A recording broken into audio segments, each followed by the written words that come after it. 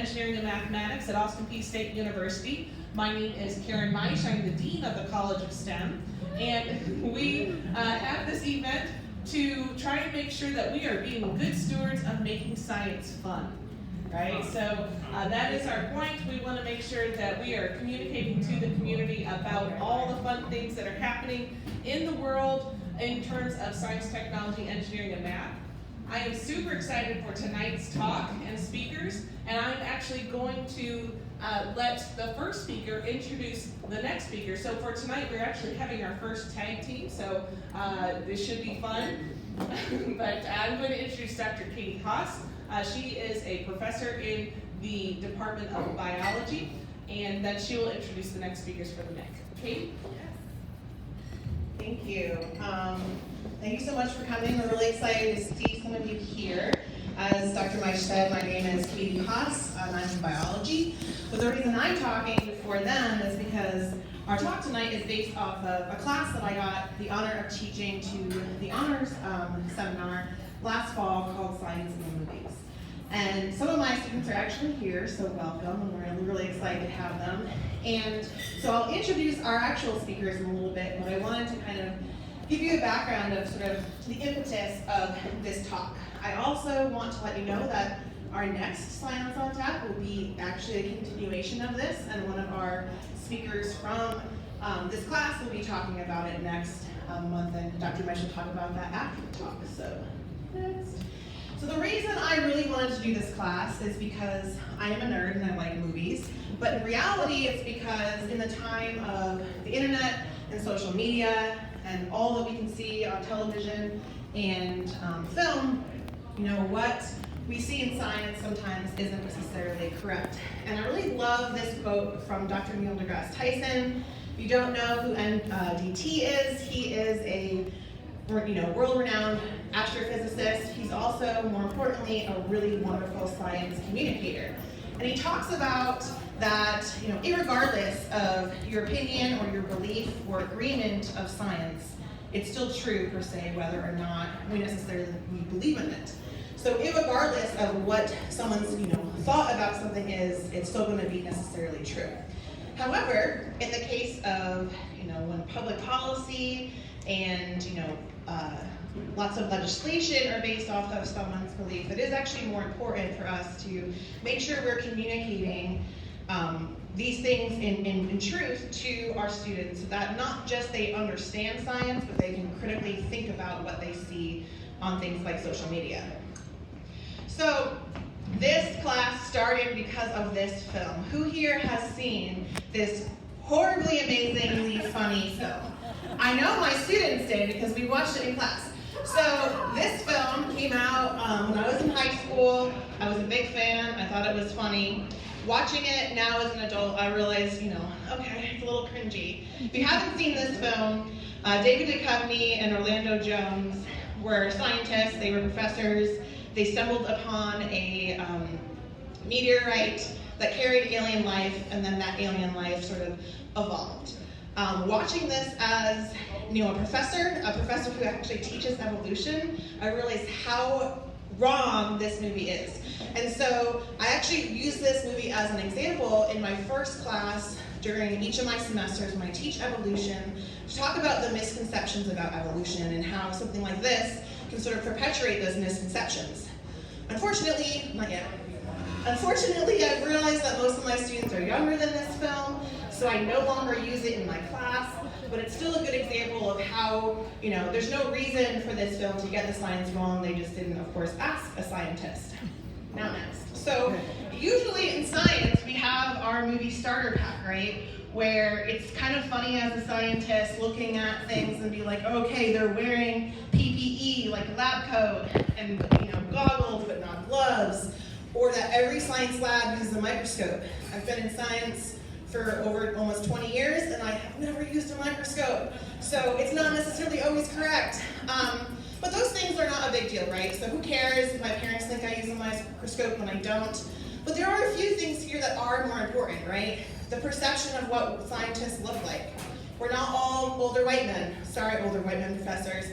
We're not all looking like you, right? And when you're a young woman or a young African American, seeing what other other people look like, and that yes, I can still be a scientist, and that not all women are super nerdy or supermodels, but we have real lives. That's really important. And finally, I think the most important piece of this meme is that the misunderstanding of what science, the process of science is. It's not easy. It never works the first time. It takes a lot of time. My graduate students can tell you, it takes a lot of time.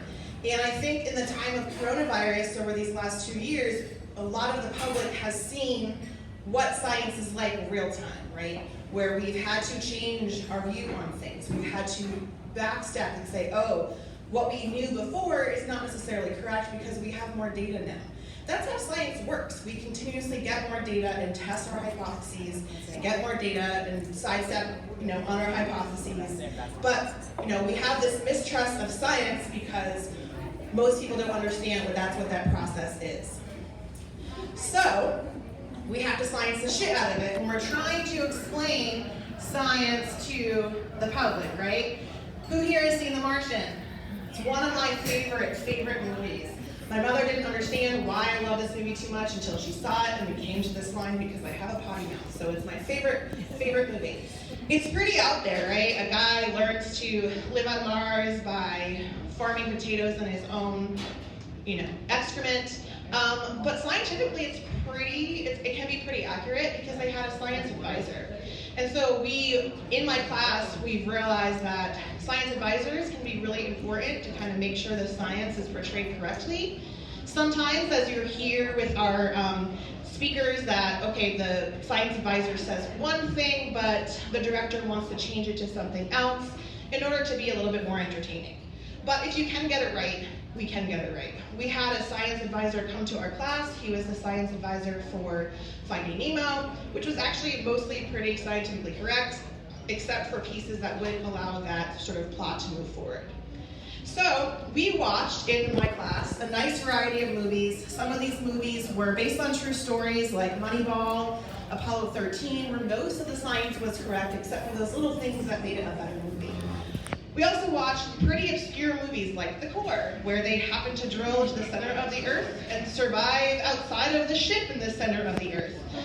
But we had a lot of entertaining and allowed us to kind of break down what was necessarily correct and what was not. And to help us do this, we had a nice variety of scientists, educators, and mathematicians. Some of them are actually here today. And Dr. Mike came and talked about CRISPR and designer babies with our classic biology movie Gattaca.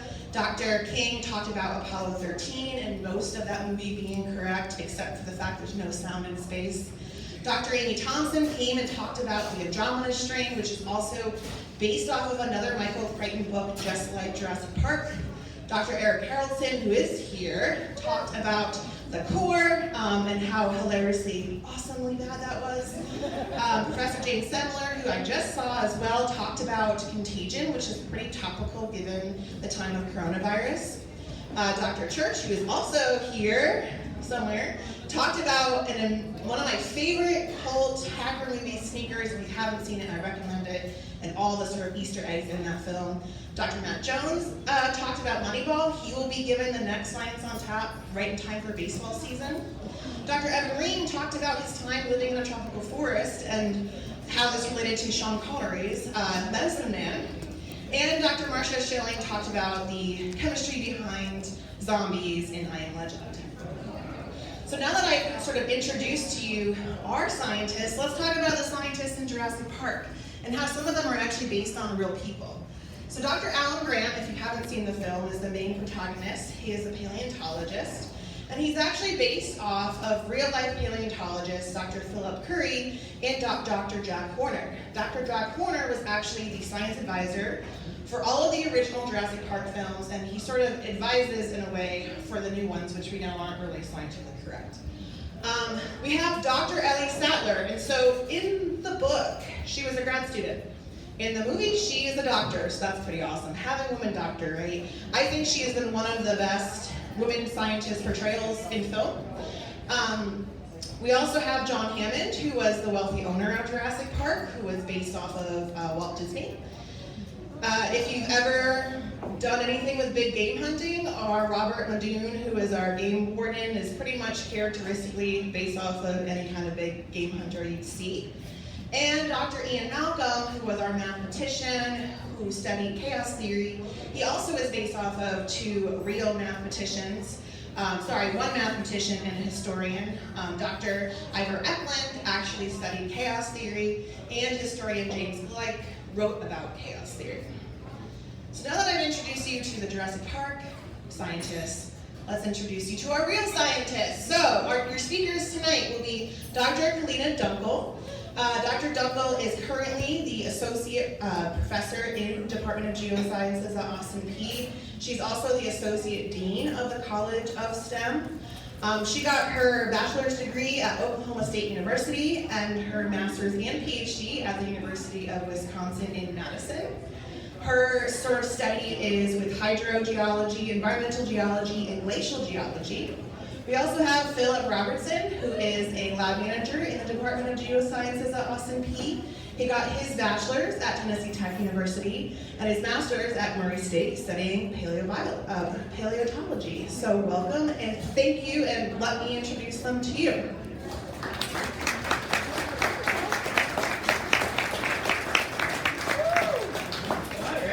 Thank you, Dr. Haas, for that sort of overview of thinking about science in the movies and specifically Jurassic Park. So, the moment you have all been waiting for. Welcome to the Jurassic Park edition of Science in the Movies. And I know the first thing you thought of when you were watching this film, and the thing that you're here to hear about, is radar imaging of fossils, right? You saw that scene early in the movie where all of the scientists are out in the field and we're trying to find these fossils, and they have this super interesting looking machine that shows us this beautiful picture of fossils. Yet it turns out that doesn't really work quite like that. And in reality, what we're dealing with is a branch of geology that we call geophysics. Yay! You all look like my physical introductory geology students when they realize that geology is a combination of physics and chemistry and biology, but I promise it'll be okay. So when we think about geophysics, the whole idea behind it is I'm going to send some kind of a signal through the ground to figure out what's there, right? Unfortunately, none of us has X-ray vision. If we did, it would make all of our jobs as geologists way easier. I could just look down in the subsurface and be like, oh cool, there's some sand, and oh look, there's a fossil. That's not possible. And so what we do is we can send some kind of explosion that you saw in that figure, and so that sends a wave, and some of it moves through, some of it bounces, and I collect that on the surface. I can also send electrical signals through the surface, same type of idea, I'm just seeing what's going on. Or I can take equipment and actually move it along and see how it bounces off of different things. So that's all we're doing, sending a signal, seeing what it says. So did the things that they use in Jurassic Park actually make sense? Well, if we look at the standpoint of what did the equipment look like, it's kind of a fancy lawnmower, right? So when we think about ground penetrating radar, that's one kind, and that's actually one of our faculty in the department, Dr. Dan Frederick there with our own ground penetrating radar. Well, it turns out watching someone push a lawnmower is not real exciting in a movie. So what they did was took the idea of this piece of equipment and combined that with our seismic, where we are actually setting off an explosion. So if we think about an earthquake, it shakes the ground, it sends these waves through. We're basically making a little mini earthquake with explosions. And so you can see in the images here on the right, that's where we actually took shotgun shells and hooked them up to a battery after we buried them in the ground, and that made an explosion. And so you're seeing those clods of dirt, and if we look at the next slide, you'll see that in color as well. And so we set an explosion. Now, why not just use seismic in the movie then, if it's got that exciting explosion? Well, if you look at the equipment for seismic is a box. That's not real exciting for a movie, right? Like, oh cool, here's a box, and then we're gonna set off an explosion. Connected to that box is just a bunch of cable in a line. So from the standpoint of a movie, looking at a bunch of cable along the line, it's not very exciting. And there you can see some of the equipment that we connect and attach to the ground. So I can see why there was the decision to kind of combine seismic and ground penetrating radar, because neither of those is very interesting to watch in a movie by themselves. Okay, so that kind of explains that. But there's this other piece where I get this beautiful picture of a fossil, right? Like, oh wow, there's a whole velociraptor right there that I can see, and I'm just gonna dig it right out. Let's take a look at what we actually see. So with ground penetrating radar, this is, we're basically seeing like a slice of the earth. So like if I took a knife and kind of cut through the earth, I'm seeing a slice there. There's some kind of different looking squiggles and bumps, right? What in the world are those? Well, the big joke in geophysics is, well, tell me what you want to see and I'll tell you that's what's there, right? It's really hard to interpret all these little bumps. In this case, we happen to realize that these little bumps are culverts and wires, and then literally tunnels that cars can drive through. So giant, massive structures that are just kind of these little bumps on the thing. If I were trying to find fossils, there's not really a difference between what the fossil is versus what the surrounding rock is. And so I wouldn't see anything from a ground penetrating radar standpoint. Now, if you look at seismic, that's even more fun to try to interpret. And so the cool part is a lot of those machines print out stuff right in the field, and if we zoom in and take a look at what that looks like, now we're just looking at time and squiggle lines. So those squiggle lines are just telling me when did that show up and come back. There's a lot of interpretation that has to happen after this. Even if we think about the best imaging that we could see in geophysics, that's with something called electrical resistivity imaging. So I'm running an electrical current through the ground. And in this case, I see beautiful colors, right? So I know that the purple is sand and the blue is clay, only because I went out and drilled there and double checked that it was there. But again, I'm not gonna pick up the fossil. So if we think about what they saw here, that's really like if I took an x-ray.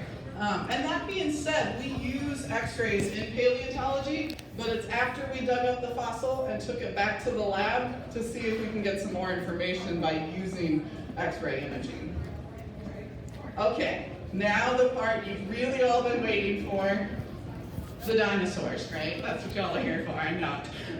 So when we think about Jurassic Park, that name comes from the fact that we have 4.6 billion years of Earth history. And we have to divide that into smaller pieces. And so we have these things called periods. And when we think about our dinosaurs, they lived during 3 different periods. So in the Triassic, we get our dinosaurs evolving. Then if we think about the 6 main dinosaurs in the movie, 2 of them, Dilophosaurus and Brachiosaurus, are actually in the Jurassic. They're Jurassic dinosaurs. The other 4, T-Rex, Velociraptor, Triceratops, Gallimimus, they're actually all Cretaceous dinosaurs. So maybe we should call it Cretaceous Park?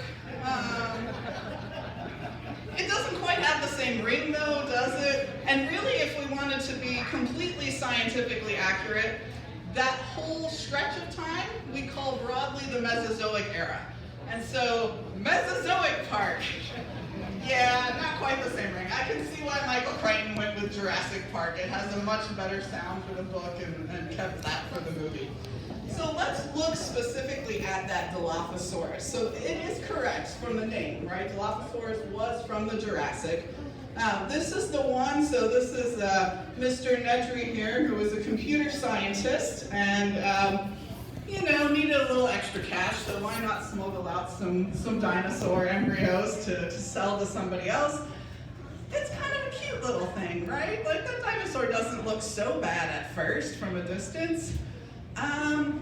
It turns out it wasn't a cute little thing. So if we look at actual fossil examples, this thing was typically about 20 feet long. It was about half the size of a Tyrannosaurus rex. So it's not a cute little dinosaur that's gonna run up to you and you're like, oh, hey, how's it going? It was quite a large thing. And then of course, there's the famous frilled lizard scream at you.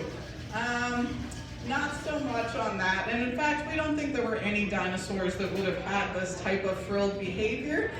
However, those two ridges along the top, that is correct. We see from the fossil record that Dilophosaurs would have had these ridges. Also, you see from sort of artist renditions of the science likely would have had feathers. Those ridges, there's a lot of debate and research being done on what they were for. There's possibly display, right? Thinking about catching mates or sort of showing off your abilities. The other thing is that it looks like there's some connection to nasal passageways. And so it's possible that there was some sort of sound connection there, possibly. But it'll be interesting to kind of watch.